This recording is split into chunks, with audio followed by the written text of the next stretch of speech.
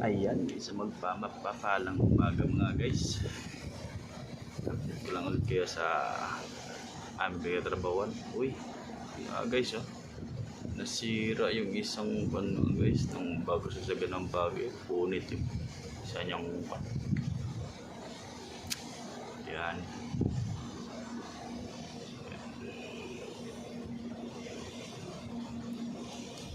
Ayun guys, yung sa malayo, yun ang kwan.